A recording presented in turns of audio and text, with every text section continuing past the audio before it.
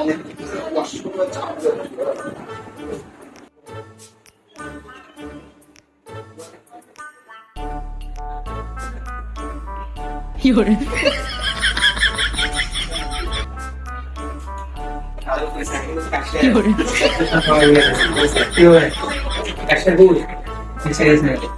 এটা আমি আমার গালে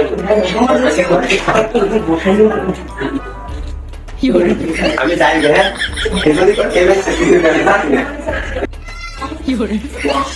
যে কত ভালো লাগছে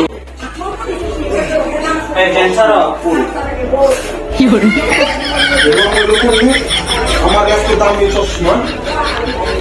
মাসুদ এটা কেটা করলো তো হ্যাঁ ভাঙ্গে গেছে আমার এত দামি চশমা কেটা বানছে